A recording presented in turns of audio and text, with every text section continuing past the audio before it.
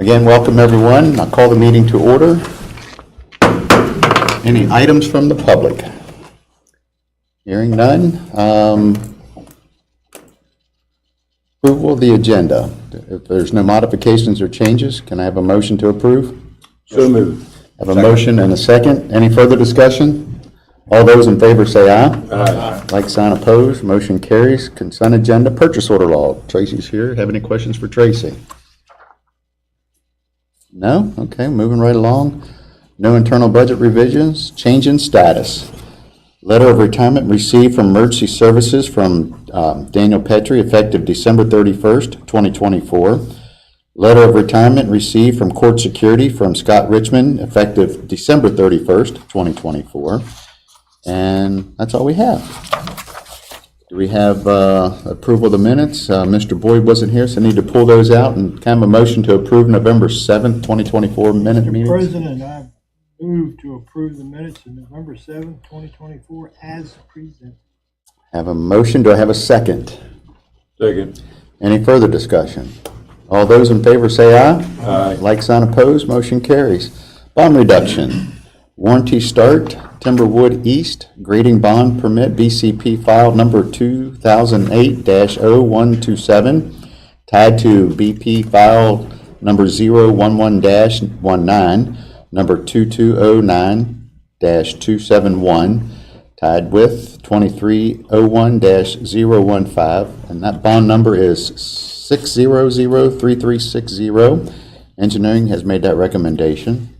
Bond reduction, warranty start, Timberwood East, Phase 1, bond lot 1 through 16, BCP file number 2301-015, tied to 2008-0172, number 011-19, 2403-074, and number 2105-166, and bond number B9125857. Engineering has made that recommendation.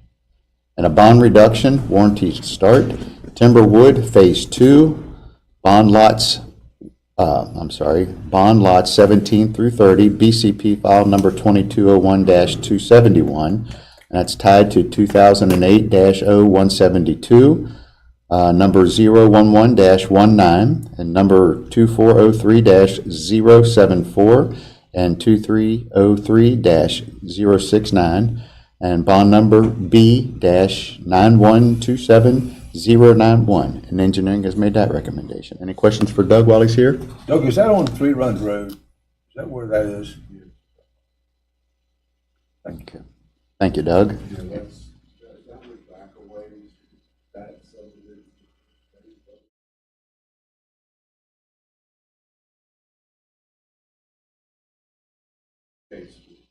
All right.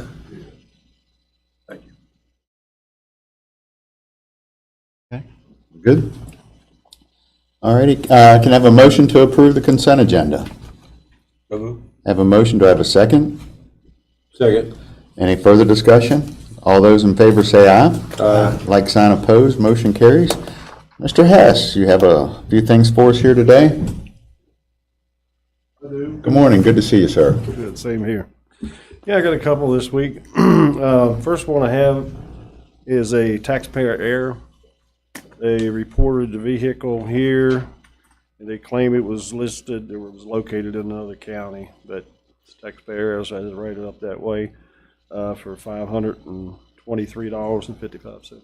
Okay, you've heard the taxpayer error. Can I have a motion to approve Mr. taxpayer President, I regarding? move to approve the taxpayer error personal property as for $523.55. Have a motion, do I have a second? Second. Any further discussion? All those in favor say aye. Like sign opposed? Nay. Nay. Motion denied. Next. That's it? I do have some personal property office error. I have a total of 9 of them. As for the reasons that's listed there, most of them they were double billed or taxed in the wrong tax class.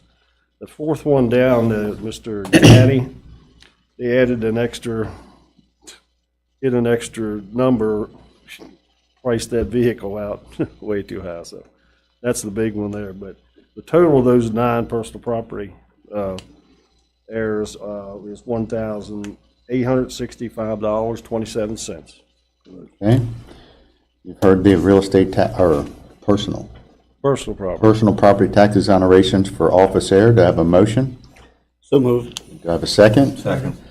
2 seconds. Any further discussion? All those in favor say aye. Aye. Like sign opposed, motion carries. Thank you. And one real estate? Real estate, I do have 3 this week. First 2 were, they had incorrect tax class. We had to correct those. Last one was a split that the owner lived in the property and rented an apartment out. And the split got taken off, so it got put in the higher tax class, the whole thing. So we had to correct that. But the total amount of those 3 is $7,067.28. Okay, you've heard the report.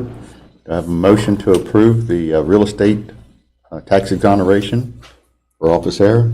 So moved. I have a motion. Do I have a second? Second. Any further discussion? Yes, Mr. President. Yes, sir. Larry, those are 2 separate properties, correct? You talking about, The The top 2? pronounce her name, yes. No, that's the same person. I understand same property, or same name. Same name. person, but different properties?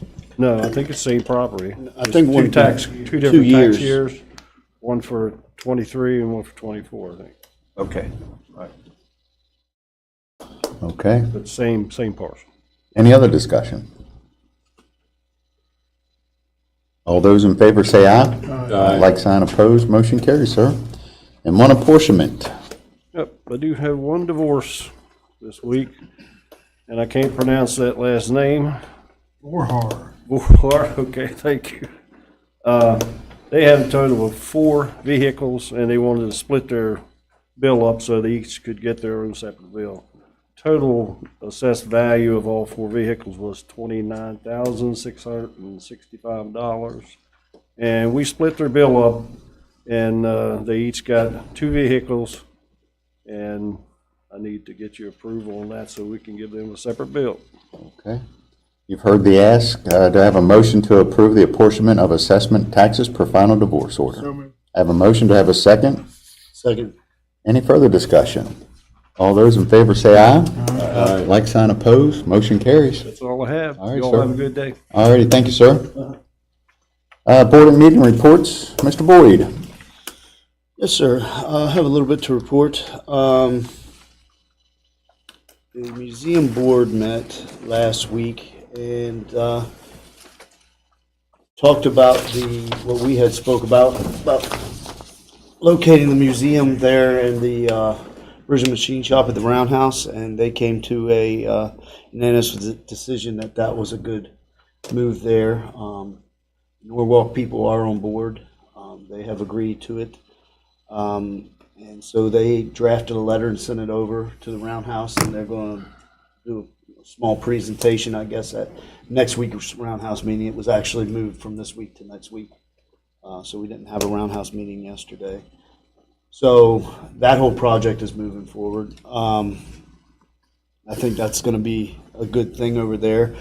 We did get some more legislation money to help finish up some projects down there with the electric and some other things. That's coming along relatively well.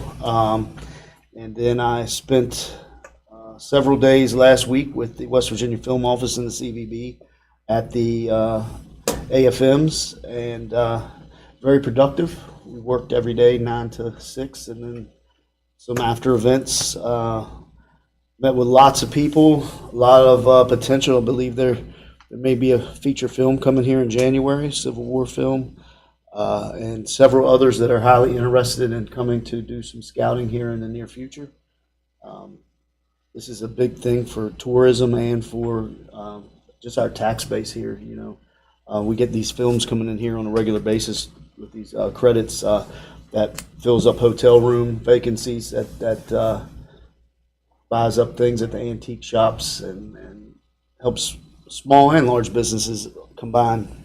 So I think this, if we get this rolling again, we had it going well several years ago, but if we get it back rolling with steady films and even maybe get some series in the area, it could be a really good thing. Good. Thank you, sir. Mr. Barnhart. I had a Telamon meeting yesterday. Barely had a quorum, but we did. Turned out to be a fairly routine meeting, but it was my last meeting for Telamon, so None for December? nope. Okay. So that was it. All righty. Mr. Catlett. Yes, sir. Saturday evening this past weekend, I had the pleasure of attending the Thanksgiving dinner for I had to write this down because I couldn't remember. So in Back Creek Valley Junior Order of United American Mechanics. So anyway, it was in Back Creek Valley at the lodge there next to the fire hall. And I got some fried oysters, which I hadn't had in several years, so that was good. And got a chance to speak to the group and told them what all we were trying to get done and hope to get done. And had a lot of questions, and it was a fun evening. Enjoyed it very much. And then Tuesday evening, we had a Farmland Protection Board meeting. And of course, last Thursday during our meeting, we approved the properties for this that are going into a program, which is going to bring the total up to a little over 99,300 acres in the county. So, and then, like the rest of you gentlemen, I enjoyed the last 2 days canvassing the votes Wasn't that here in the fun? building, and That was so much fun. glad to say that we had a secure voting process here in Berkeley County, and enjoyed it immensely. Is that it? Yes, sir. Mr. Eddie. Yes, Mr. President, on Monday, across the nation, we observed Veterans Day. And just want to take an opportunity to thank all of our veterans for their sacrifices to our country. And as Mr. Catlett spoke, participated in the canvass of the vote, and I want to be able to thank the staff, the poll workers, everybody that made this election successful. And it wasn't worth that without issues, but you find a way you work through them. But 52,000 votes, wasn't that the count? Or something like that. That's a lot of votes. 56,000 plus. Yeah. Yeah, that's a lot of votes. so just appreciate everybody's effort, because not every country gets to do that, and it's a special thing for us to be able to do. And I just want to thank everybody that made it work. Well, one thing I do want to say, there was way too many unqualified or unregistered voters voting. Okay. Got to impress on the people of Berkeley County, register to vote. You got to register in Berkeley County to vote. They'll take your vote, but it won't count. Mm-hmm. You're not registered. Yeah, that was a little bit disheartening. I mean, when you had so many provisionals that you couldn't count, and sometimes, like I said, if they had the proper registration, we were more than happy to count them. But when you went in without being a registered voter, wanting to vote, that's a little bit more difficult to have happen. So, I didn't have any meetings this past week, but however, I had such a short planning commission meeting 2 weeks ago. We had one public hearing and one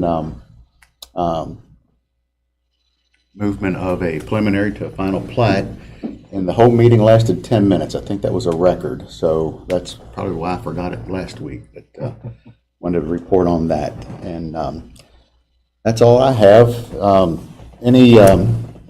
Any appointments or reappointment packets needed? Mr. President, Yes, sir. I'd like to move to appoint Tasha Brown to the Airport Authority. Thank you. I have a motion. To have a second? Second. Any further discussion? All those in favor say aye. Aye. Like sign opposed, motion carries. Penny, would you make sure that she's notified and comes in and gets duly sworn in? Thank you. Oh, yep, Tracy, we'll tell her. Thank you. We had a reappointment packet from Bill Klingensmith, EPTA. It expires December, so has he returned that yet? Yeah. Okay. We can go ahead and reappoint that one, can't we? Can I have a motion to reappoint Bill? And a second? Second. Any further discussion? All those in favor say aye. Aye. Like sign opposed, motion carries. Thank you.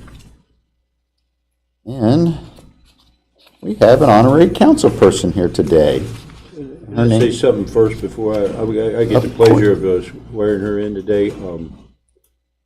Our legislative summit is the 5th of December. And we've had several key legislators that can't attend. And if we continue to get more, I think we ought to maybe consider moving it. The session this year, because of the inauguration of the new governor, is not going to start until February 12th. It's not like it's going to be early January, but we do have some time there. And I want to make sure we got all the key people there when we have it. That we're not, that's just my thought, and we don't have to act on it today. But I know so far Senator Rutger can't be there, and Mike Hornby I saw, and I don't know if there's been others yet. I haven't noticed any others. Just the two, yeah. how many in the affirmative? 5 or 6, okay. That's just something to think about. Okay. I do get the pleasure of swearing in our honorary commissioner. She's another Hedgesville High School student. And I point out when there's a Hedgesville student that Commissioner Barnhart, Boyd, and myself are all Hedgesville graduates. So you have a 60% chance of becoming a county commissioner. Okay, so I'm going to swear you in if you'll just raise your right hand and repeat after me. I, Evelyn McPherson, I, Evelyn McPherson, do swear that I will uphold the Constitution of the United States do swear that I will uphold the Constitution of the United States and the Constitution of the State of West Virginia, and the Constitution of the State of West Virginia, and I will work hard and I will work hard to fulfill the responsibilities of the office to fulfill the responsibilities of the office of Honorary Commissioner of Honorary Commissioner to which I have been appointed. to which I have been appointed. So help me God. So help me God. If you would just tell us a little bit about your schooling and your life and what your future lies. So at school, I'm a 3-year member of our girls lacrosse team. I'm Student Government Association president this year, which is really exciting for me. President, Of the Student Government Association. so was I, by the way. So Oh, awesome. Congratulations. I'm also vice president of our Eagle Service Club, as well as the publicity chair for our Interact Club, which works with the local Rotary. I'm also a part of our Fellowship of Christian Athletes and our Youth Leadership Association, which is YLA. It's kind of newish, but we're mainly just West Virginia and Ohio. I'm also a part of our local 4-H. I take lambs to the Berkeley County Youth Fair, and I work at Orr's Farmers Market. So I'm very passionate about helping people, so that's why I'm in so many clubs, because it gives me that community service that helps me get out there and do things for people. So it's really nice to be able to do that. And next year I plan to attend WVU for biology pre-med to eventually go into dentistry. So Dentistry? Is that- Yes, sir. Okay, Wow, that was great. yeah. Thanks. I was going to say, We're glad to have you here and feel welcome. And if you want to raise a question on anything, feel free to do so. Okay? Awesome. I'm Thank just- you so much. I'm just wondering when you have time for Evelyn. Evelyn. There's not much time. I was going to say. Well, welcome, and like as Commissioner Catlett said, if you have any questions, or like I said, get Penny's attention, or HD's or somebody's, and hurl something at me, holler, scream, jump up and down, which usually everybody does anyway. So, but thanks for being here, and we'll move on. We'll get a picture here. We'll go take a break, and we'll get a picture for the World Wide Web out here. Okay. All right, we have a bid opening. Well, we're a little bit early. Can you give us a little heads up on? Your bid opening today is for a full-size 4x4 truck. You have a certification of publication present in the read-ahead. I believe this truck is for our facilities department, as there's going to be some moving around of vehicles to help facilitate your new community service efforts. There are 6 bids received in your packet, sealed. Couple more than what we usually That was get, a isn't it? I don't want to violate any rules. Can I go ahead and We start wait for opening minutes. legally?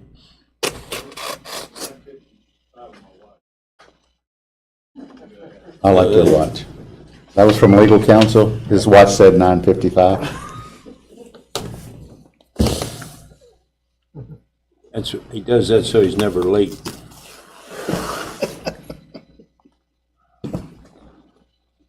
What do they say? Even a broken clock's right twice a day.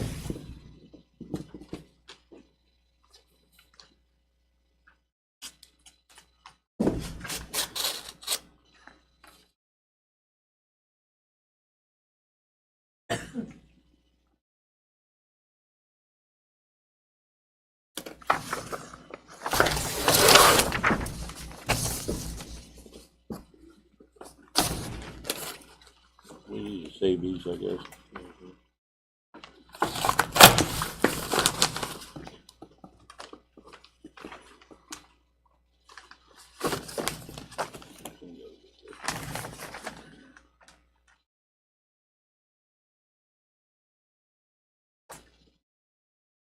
They have a class in how you open these envelopes, Evelyn, if you get on the commission someday, so. And evidently Steve didn't attend it. I did.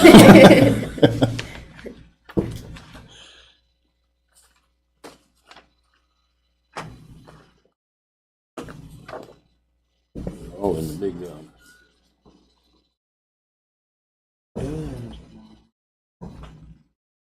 gotta play some music when you're doing this like that. Dun, dun, dun, dun, dun, dun, dun. Yeah. Dun, dun, Jeopardy. dun, dun. I was hoping Chad was gonna do the whole like Price is Right thing with the Yeah. new car. Door. This is a 4x4 truck. Gotta have a big curtain to pull back. Price is Right's not the door thing, is it? No, that's, That's let's make a deal, wasn't it? Make a deal, let's make a deal. Door number 3.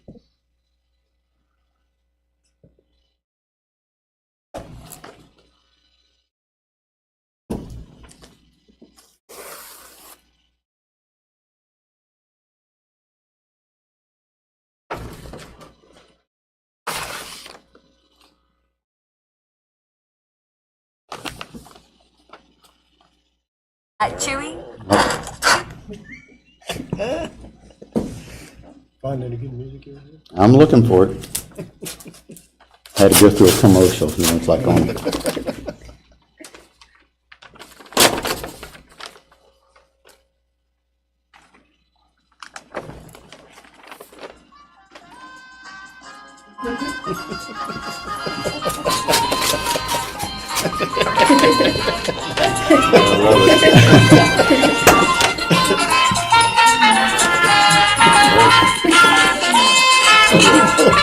I love it. Ready back to business. Yeah, let's get back to it. It's almost Friday, so good day. All the votes have been counted. That's right. Time to Full celebrate. size 4x4 truck. We can blame our behavior on the canvassing the last 2 days. Okay, we have a 2025 GMC from, what's it? Matheny Motors in Parkersburg for $42,858. This one up here. Times when Gary don't show up. Right. It was a what, a 25? I'm sorry. 2025 GMC truck, Sierra. Did you get the price? Yes. Okay.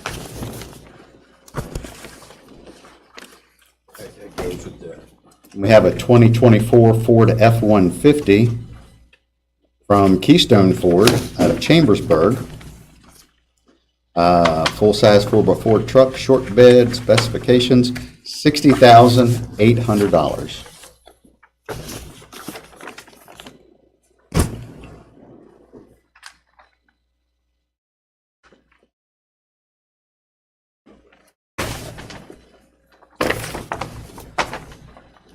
Says Legacy Brothers.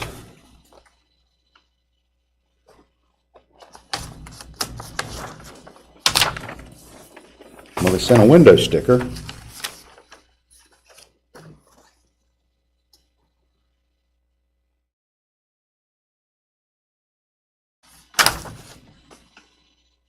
(2024) F-150 4x4 Super Crew, $60,069 from Legacy Brothers, Inc. out of Peterson, Georgia.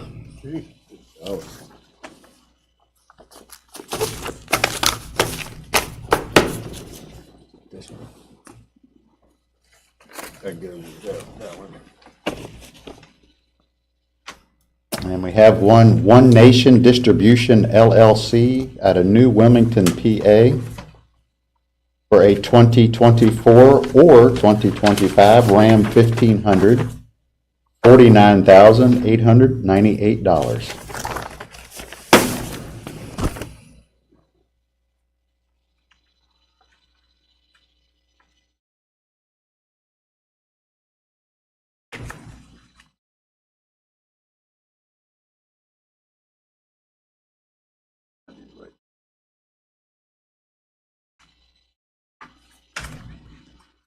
Government and government, everything has to be advertised for bid, and then sealed bids are accepted so that everybody has a fair chance to bid on anything that we purchase like this. So that's what this process is.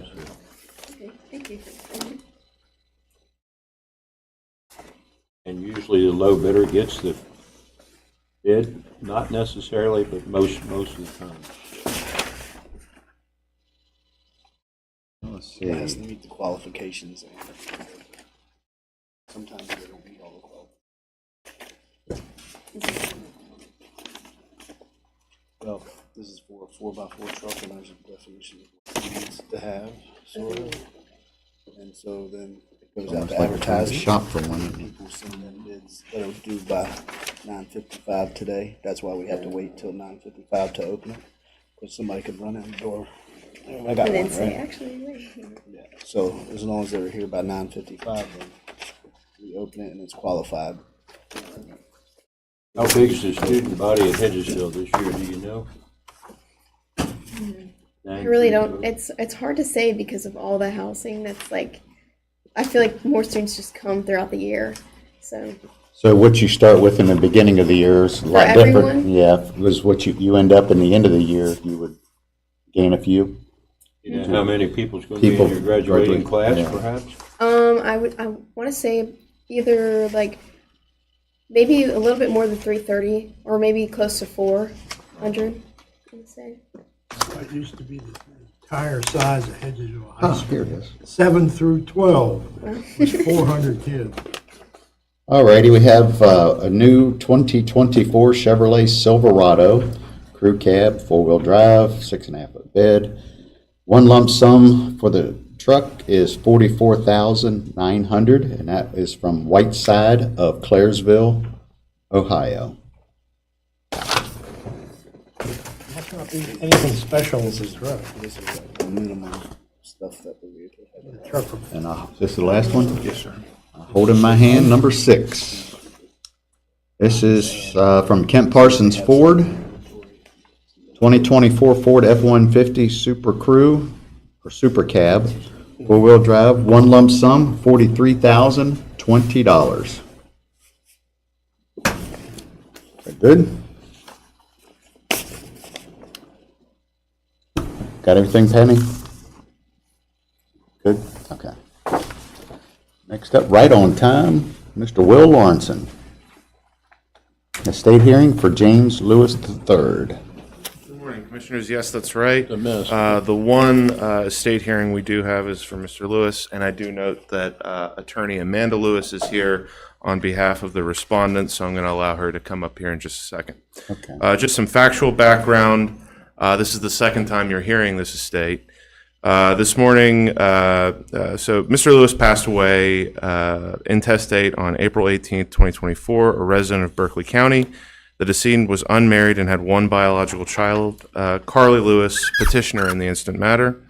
On May 21st, 2024, 34 days after the decedent's passing, our office received notice that a Ms. Leola Lewis, the decedent's mother, who resides in Georgia, sought to qualify as administrator of her son's estate remotely. At that time, she showed proof of bonding via a receipt for a corporate surety bond through Travelers Casualty and Surety Company of America for $20,000. As such, my office mailed Ms. Lewis her qualification documents for her signature, as well as an invoice for the filing fees therein. 2 days after said mailing, Ms. Carly Lewis presented to my office in person stating that she wished to open the estate. Given that one party was already bonded and documents had already been sent, my office deemed that an administrator had already been assigned. On June 12th, 2024, my office received those documents back, signed via mail from Leola Lewis. At that time, we immediately sent her letters of administration and appraisement documents back via mail. Her deadline to file the appraisement in accordance with West Virginia law was August 19th, 2024. On July 19th, 2024, the blank appraisement documents and original letters of administration were mailed back to my office. Accompanying these documents was a petition to this body seeking to resign as administrator. Her stated reason being that, quote, no one would help her, unquote, complete her duties as administrator. On September 12th, 2024, an estate hearing was scheduled to rule on Leola Lewis's petition to resign as administrator. 1 day prior to the hearing, Attorney Lewis sent an email withdrawing Leola Lewis's petition to withdraw, or to resign. If you recall, I did explain that there was kind of contentious interests going on between the interested parties in this estate and that you would be seeing this estate again. Here we are. 5 days after that hearing, on September 17th, 2024, my office received a petition filed by Carly Lewis, daughter of the decedent and sole heir of the estate's probate assets, to remove Leola Lewis as administrator due to her delinquency in filing the appraisement. The petition is attached to your read-ahead, and hearing notices of today's hearing were sent out via certified mail to all interested parties on September 26, 2024. With that, I will ask Attorney Lewis to come up and present her side of the petition. Good morning. Long time for me to be here. All right, so those all sound accurate. I kind of got in this a little bit later when Miss Leola Lewis was having some trouble because she was remote, and this was a state here in West Virginia. I had some difficulty myself. I tried to get the death certificate, for instance, and Mr. Carbaugh couldn't find it in the system here. For some reason, they said that it wasn't processed in Charleston, but somehow my client did have death certificates from the estate from Charleston earlier than I got them. So anyway, I had to wait for the mail for her to send me a death certificate. We were trying to locate the accounts at Wells Fargo, and they were very difficult with her. I don't understand why they wouldn't give her the information. Oh, I'm not speaking into that. All right. I thought I was a little short. Okay, so I had to get the death certificate, and I emailed them, but no, they wouldn't accept email. They're pretty antiquated, or it's a bank, so I had to fax it. So I was at a CLE at the Holiday Inn. I'm like, I don't have a fax machine anymore, so I asked them, could I fax these documents to Wells Fargo? And their accounts were in Georgia, so finally, Wells Fargo responded and gave us the account information. My client, for some reason, thought that all the money had been withdrawn from the banks. And I had explained to her she was not an heir of the estate if she was not in a will and there was a child. So she, at that point, I think just decided it wasn't worth her effort to try to handle this estate. And then she decided, well, I want to find out what happened to his money, because she had documentation that she was on her son's accounts at some point before his death, and whether that changed or not. I think she's a little bit confused about some of the process, because I did get like 5 checking and savings accounts, the largest one of $220,000, which maybe you don't need to know the detail, but it was given to one beneficiary, which was, he had a live-in boyfriend. They weren't married. And the boyfriend got most of the assets. She's listed as beneficiary on 4 other accounts, or 3. 1, 2, 3, 4. And there's The daughter or the mother? the mother. The mother. The mother and the boyfriend. And then the daughter is also listed on one. So there's smaller amounts like $12,000, $39,000, $100. But the largest account, she thinks that this boyfriend took the money. Well, that's because he was a beneficiary. He was legally allowed to take that money out when the boy died, or his boyfriend died, and that was a large account. She also did pay for the funeral expenses, and she sent me documentation and receipts of that, and she paid for the arrangements, and she paid for a marker on his grave. And she was reimbursed, I believe, because she said that he sent her $20,000 out of that account and signed a promissory note to pay for that. Now, she gave me a long letter, which I'm not going to read because it has some misinterpretations of what was going on in it. And she does have some concern, though, about this daughter, Carly, stepping in as executor because I looked and she does have some of a criminal record. They said that, is this permitted hearsay of what the boy said? Because James Lewis told his mother, and I have a letter, a notarized letter from his sister, that he did not want his daughter handling his finances because she had a drug issue and some other financial mishandling money, and she says she's not capable of being the executor.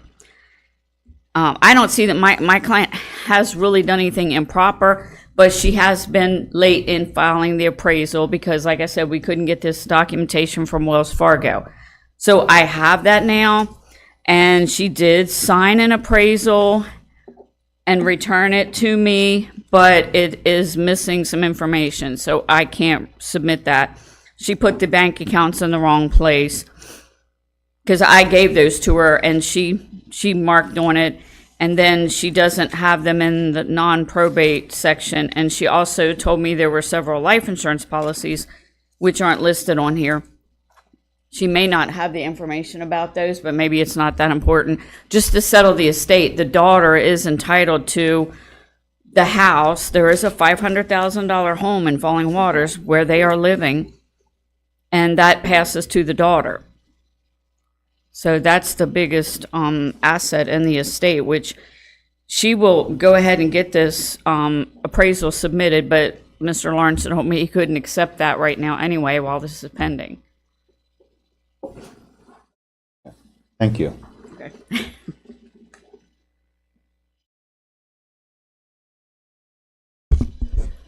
Thank you. As Attorney Lewis stated, there have been multiple interactions with my office and this estate.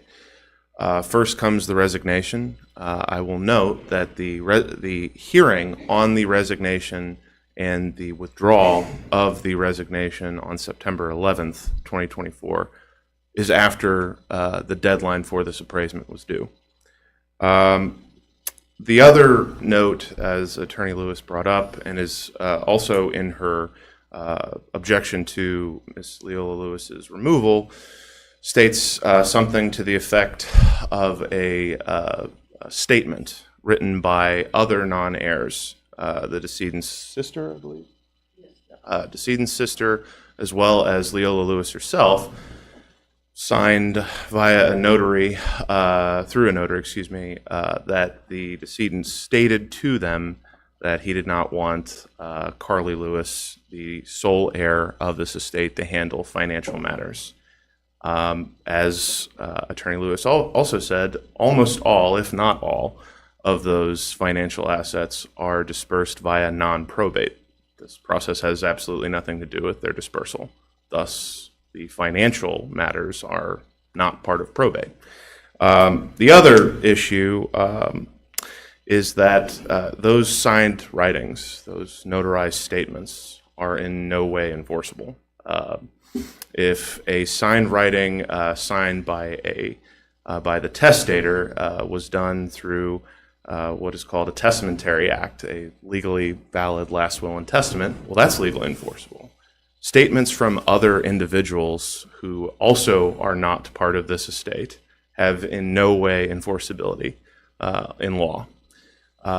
They might be helpful in coloring somebody's opinion of something, but they are in no way, in matter of fact, enforceable as some sort of, bequest or action on the estate's behalf. So, as far as what the decedent wanted, we don't know what the decedent wanted, because again, no last will and testament exists. That's it. All we do know is that the decedent's biological heir, sole heir, is the sole proprietor and sole beneficiary of this estate. That is it. That is all that we know. What we also know is that irrespective of the reasoning behind the difficulty, and I understand, obviously, dealing with Wells Fargo, any corporate entity is difficult.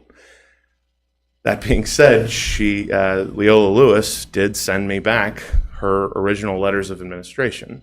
It's akin to arguing, saying, I had car difficulties, I sent the keys back to the dealership, and then subsequently telling the dealership, hey, that car was hard to start. It's the exact same argument. It's basically saying, the thing that allowed me access to this decedent's personal information, letters of administration, I gave back to you because I was resigning. There is one party here that's delinquent, and it's the administrator. And whether or not the decedent didn't want Carly Lewis to handle this estate matter, she's going to inherit the estate assets, the probate assets. That will not change what happens today or not. What will change is the petitioner, again, the person who actually takes under this estate.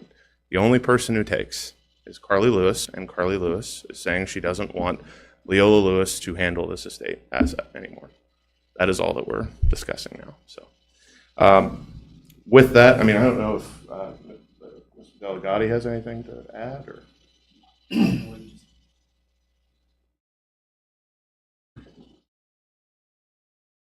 So the commission has full discretion in removing an administrator of an estate.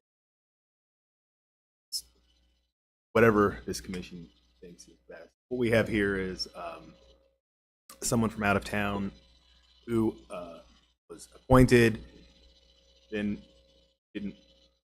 sort of found out that they weren't going to get anything out of the estate and wanted to get out, and then wanted to do some further investigation about what appeared from what Ms. Lewis said, seeing how she could get some money out of it, which is not generally the role of the administrator of the estate. And then the sole heir, due to this delinquency, wants to get this thing wrapped up and somebody else.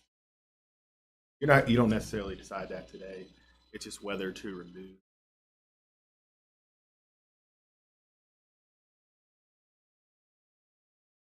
It's within your. I think things would move more quickly where a new administrator. Administrator and executor of the estate the same, Well, basically. executor is when there's a will. When there is a will. In this case, there's not. That is correct. So it's called an administrator when there's not a will. That is correct. An administrator is just a personal representative.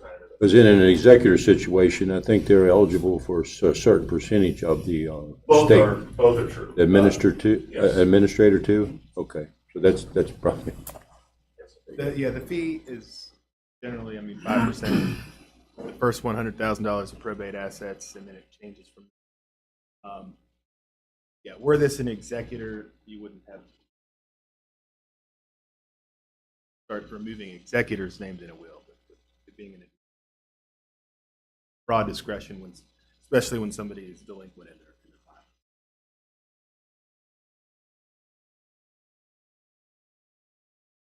file.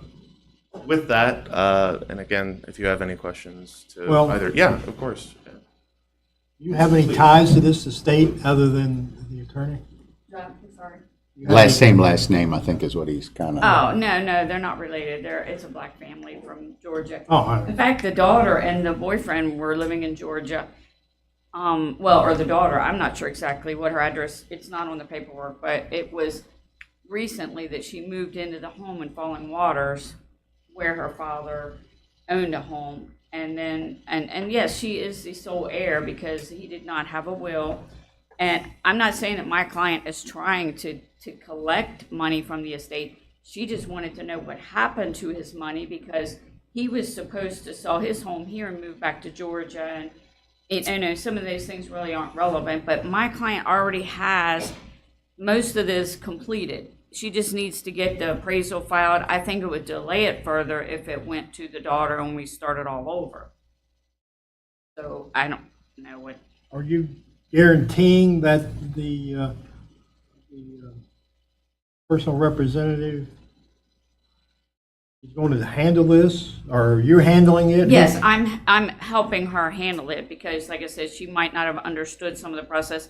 Why Wells Fargo wouldn't talk to her and tell her the bank account information when she had a letter of administration and a death certificate. Maybe she didn't present all of that when she went there in person.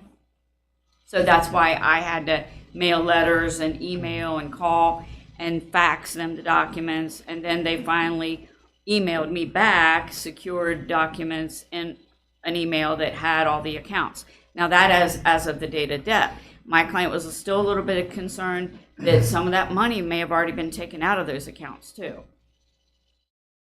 And she was entitled to a portion of them, so that would be fraud if that was the case.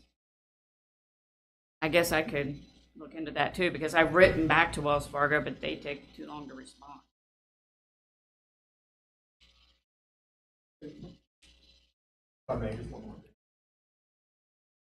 So you have full discretion. You can rule on this today. One other thing would be to just put some time limit, say 30 days. We won't rule on this motion for 30 days. If you get your appraisement filed within then, and then we'll just That sounds like. dismiss the motion. So you could do a motion to that effect. Give the administrator 30 days to file an appraisement. If not, then you'll take some action on this motion. That sounds satisfactory to you, Ms. Lewis? I certainly can. Like I said, I have her signature, but I have to make some changes and send it back to her. But I do that, and she could get that back to me within days. I mean, is 30 days adequate time for you to handle? Sure, I would like to get that completed and submit that with the corrections. President, I'd like to move that, Okay, go ahead, I'm sorry. that this matter be postponed for 30 days and give Ms. Lewis time to handle whatever she needs to handle. Is that the motion to have a second? I second that. Further discussion? Yes, Mr. President. Ms. Lewis, what I'm reading here on this statement about his daughter handling his financial affairs, that's hearsay. There's no proof that that was actually said. Is that correct? I don't think she has it in writing, and no, a dying declaration of a decedent. But like they said, he didn't write a will. I'm not sure why. I mean, she was even upset about the way he died, that he had kidney disease and they didn't take him to the hospital and it had spread through his organs. And by the time he went in there, he laid there and languished and died in the hospital, dehydrated. And she thought they weren't even taking care of him and were negligent. She had all kinds of allegations, which I can't prove, and whether she's got that statement from his sister, and it is hearsay from the decedent. But Okay. I have the two letters, one a notarized statement from her and a notarized statement from, like, she gave me a picture of him in the hospital, and she's got her sister, her daughter, Carla Lewis. And Leola Lewis, how did she become in this position? Leola Lewis contacted our office 34 days. Leola Lewis contacted our office via mail and telephone 34 days after the decedent's passing. Heirs at law have exclusive rights to open decedent's estate within the first 30 days. Those 30 days had passed, and so that's how she qualified. She also presented us with proof that she had been bonded So, we were good to go there. And she paid a $20,000 traveler's security bond because there were 2 vehicles in a house.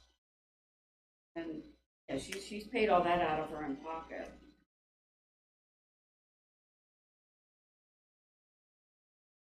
So I'm sorry. So the motion is still on the table for the 30. Yeah, just one quick question. The, after 30 days, then it's back to us again? That is correct. And we could either pick another independent or move to send it. I believe, To the sorry to interrupt you, sir, but I believe as Attorney Delegati mentioned, we don't really need to start the idea of nominating an alternate administrator. We just need to answer the question of whether or not Leola Lewis is going to move forward as the administrator.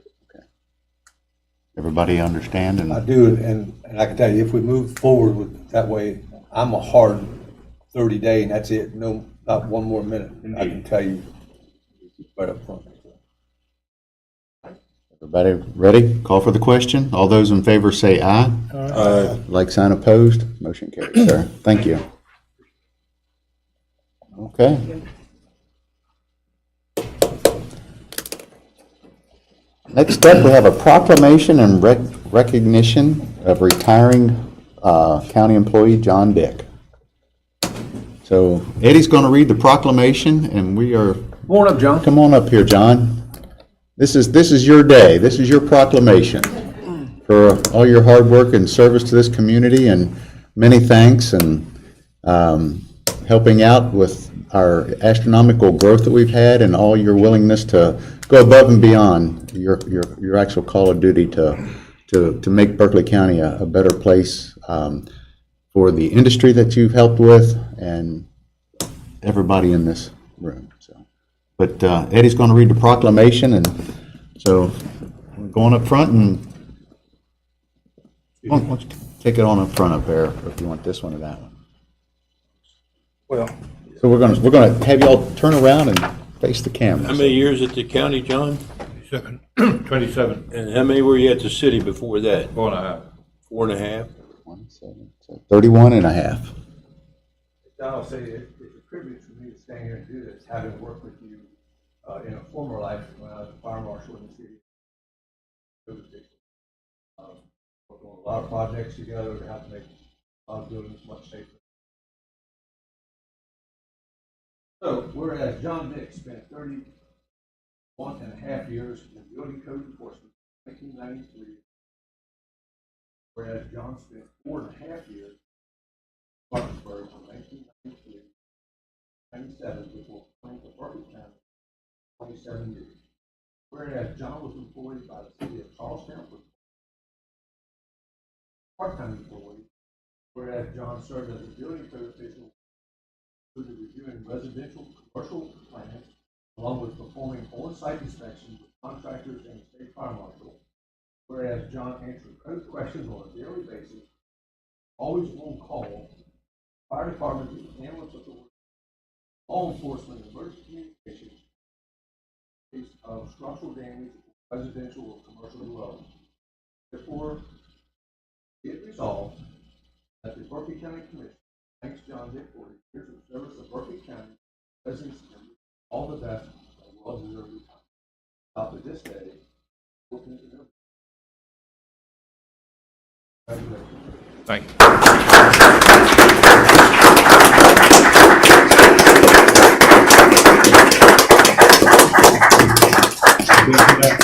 Speech.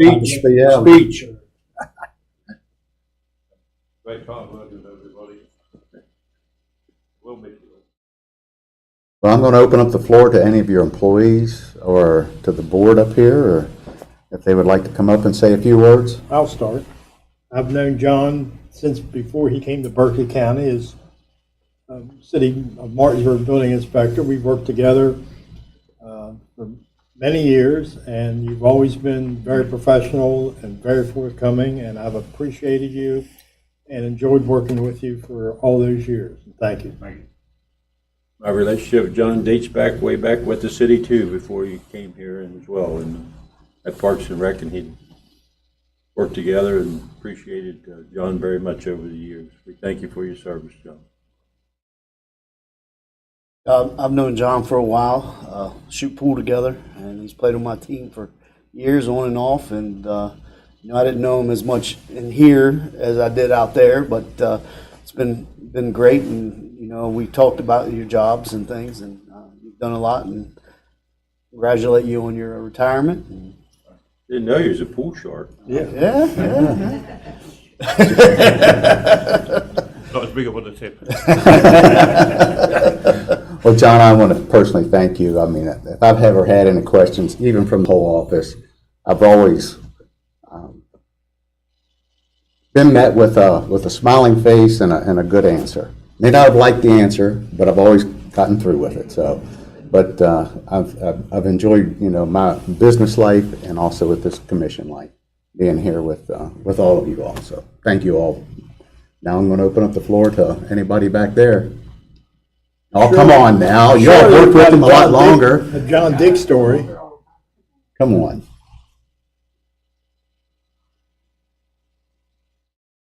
Well, I've kind of been tapped to take over a little bit, but don't think I'm going to fill his shoes, because that's not possible. Yeah, your feet are smaller. Yeah, that's true. I mean, we lost a county engineer. John took on all of his duties. We lost a commercial inspector. John took on all of his duties. As I've gone through what there is to be done, we're probably going to have 4 or 5 people just to replace this. I hear Thank you.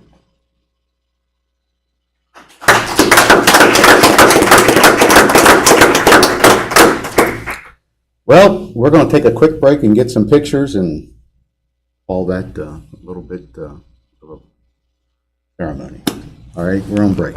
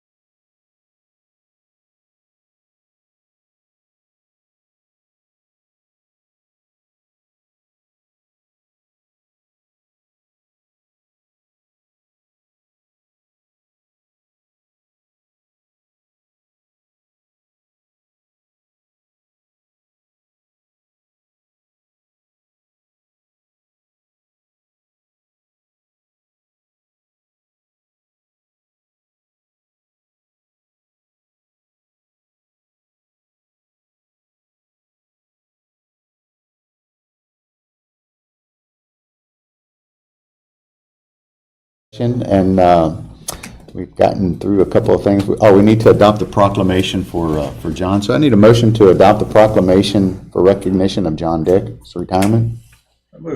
Have a motion. Do I have a second? Second. All those in favor say aye. Aye. Like sign opposed, motion carries. We took our break, and Chad, We don't have to send this. emergency, which one? No, the one we don't sign on the tax office. Okay. Emergency communication CTO stipend change. Yes, sir. So Director Swisher and I have been working together for quite some time now to look at how the certified training officers are compensated when they're acting within that capacity. Their certified training officers in emergency communications are an incredibly important role in the onboarding and training of new hires. As the director briefed you all on recently, they currently have an academy going on now with an anticipation that we're going to have another academy starting immediately upon the completion of this. As it stands right now, the CTOs within emergency communications are paid a $500 stipend upon receiving that certification. And that certification does carry a fair amount of responsibility with it. That $500 amounts to $19 and some change on every.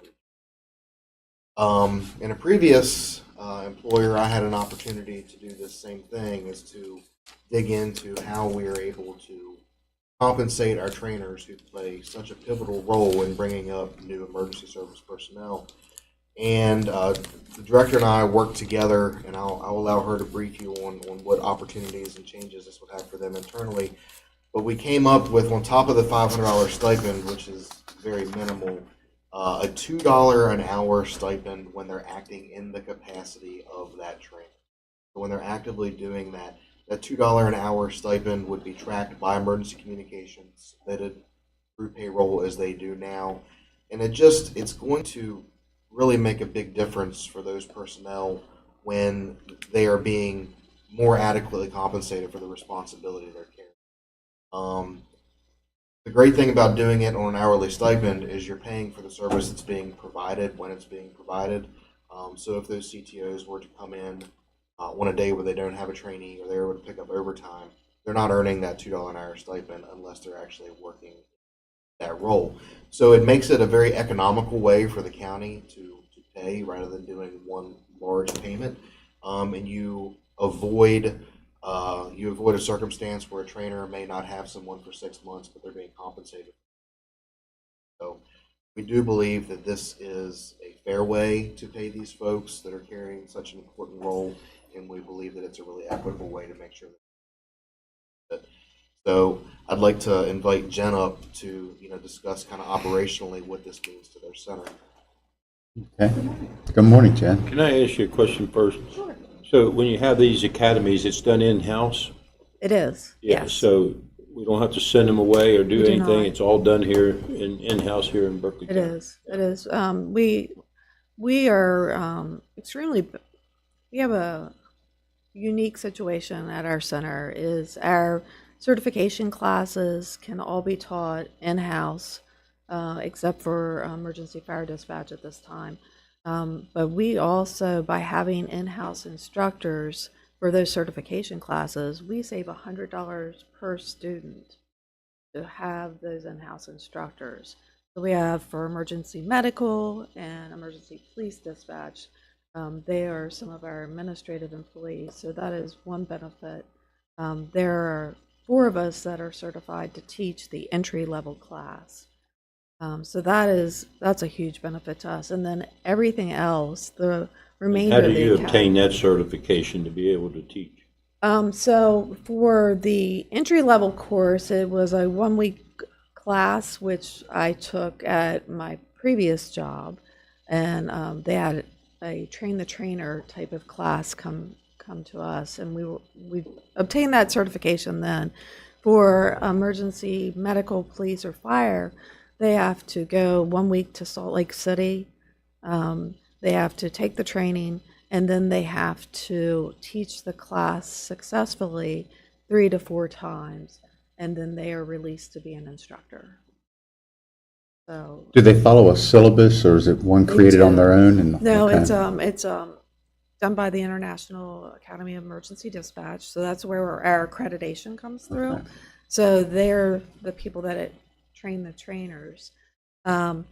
We are, again, lucky to have those two trainers for emergency medical and police dispatch. They had their training prior to coming to Berkeley County. So their previous agency, or in one case, the person themselves sponsored and paid for the classes. So they get that training and then come back and they're able to teach us, which is great. It's a huge benefit. Is that through Randy's staff? No, that is through my staff. Your staff as well? Yes. So it's all in-house then? It's all in-house, yeah. So our other training happens, for instance, the academy that's going on right now is an 8-week academy. So we have Angela Latini, who's our EPD instructor, emergency police dispatch instructor. She is the person, she's the assistant director, and she teaches the most part of that academy. But there are some people, like our CTOs, that will come up into the classroom and they will train a portion of the academy. So, for instance, mapping, how to handle specific calls, scenarios and stuff to get them prepared before they go out into the dispatch center and train with a CTO on the floor. So the certified training officer, not just in the dispatch center, but they are also coming into the academy to train our staff as well. It makes them, the trainees become familiar with the trainers and the staff. It makes them feel more welcome. It's not as scary of an environment when they go into the dispatch center and work. It gives them a good opportunity. Sometimes I always found when I was training people that my trainees oftentimes taught me something too. Because the way technology is and stuff, and sometimes the information that we are getting it keeps getting updated because as far as technology, it's just constantly changing. So I always found that a benefit. The benefit with paying a certified training officer more than that $500 stipend that they get annually. So again, we're asking for the $2 per hour. They are held responsible for that trainee and themselves. So they're not just training while they are with that employee when they're in the dispatch center. They're actually dispatching and training also. So they're doing kind of like two jobs in one at that time. I think that it will get better buy-in from our employees if they're compensated for it, and I think they're going to have more of a desire to actually actively participate. And we didn't bring this up, but if they are not interested in training, this is something that they don't have to. We can remove that ability away from them as well. But it gives us a little bit of options. I think it is nice to reward them for the hard work that they do, because it is a very difficult job sometimes to be a trainer. They have to keep up. They have to keep their certifications. They have to recertify every 2 years. So that is something, one of the requirements.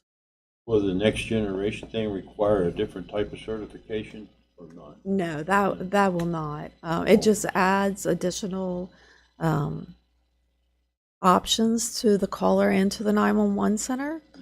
For instance, the text to 911 will be more readily available. We have it now, but there's more steps than we would want in that process. So that'll reduce that. It will also give us the ability down the road for video or pictures to 911. So that is something that'll be unique to the 911 service. And we can do it now. We can FaceTime each other and we can talk to each other that way, but we can't do that to the 911 center right now. So that'll be something that will be available to us in the future with some parameters and things that we'll look at to make sure we protect our employees. Very good. Okay, y'all have heard the ask and the reasons, and so we need a motion to offer this to the trainers and trainees. Is that correct? To the trainers. Trainers for their certificate or for their willingness to get the certification to continue the efforts. I would motion that we follow the proposal and pursue that for sure. All right, have a motion to have a second. Second. Any further discussion? Yes, sir, Mr. President. Chad, is there an opportunity, because I know that we have, in our sheriff's office, we have trainers on site, as long as they're not brought in, on their off day, whether they're getting overtime, but, I would like for us to be able to look at when we do the same thing in other departments, because I know we got some fire guys that teach on staff at the same time. So I would like to be able to give that opportunity, or at least consider that opportunity for everybody else as well. Absolutely. It's a program that is easily molded into outside of emergency service. Is the $2 an hour Adequate? sufficient? Yeah, adequate? So we had originally looked at a higher amount. I think the $2 is sufficient for our budget. Looking at our budget is a big part of it. But I believe that is a really good start. If nothing else, I think it'll really be appreciated by those trainers. We looked at it based on the amount of contact hours that it takes to train, and there's a fair amount of variation within the training. Folks are quicker to get out, and literally, Jen, correct me if I'm wrong, could be anywhere between 500 to 1,500 hours, depending on. So, kind of wanted to start at 2, which we feel is fair. Reevaluate down and how that's being impactful. We know that 2 is going to adequately compensate the employee without being too burdensome on the budget. It's usually a one-on-one type situation. Correct. Right. Yeah. Unless they're in the classroom during the initial And then academy, then it's a smaller group, between 2 to maybe 7 people. And did I hear you say that you all have to pay for your own personal certification? That's what one of the person that teaches our emergency medical dispatch training, the protocol classes, about, I'm going to say 25, 30 years ago, she paid for herself, self-sponsored, to go to Salt Lake, be an instructor. So she's really good. She received Instructor of the Year for the entire academy, and that's worldwide. So she received that about 4 years ago. But new people that want to become an instructor, how much is the certification and who pays for it?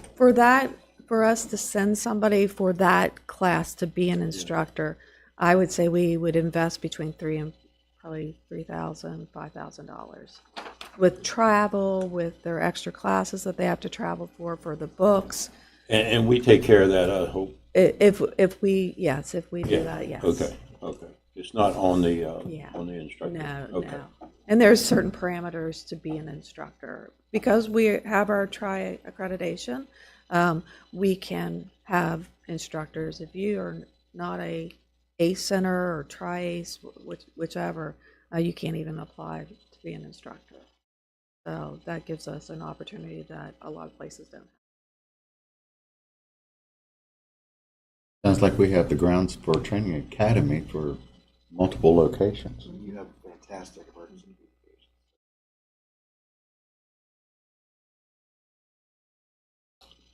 Okay, that was the discussion. All those in favor say aye. Aye. Like sign opposed, motion carries. Thank you. Have a good day. All right, thank you. Let's see, possible executive session, anything, Anthony? Any items from the public? If not, Mr. Barnhart. Well, thank you, Mr. President. I would really like to move to recess. We are in recess, thank you.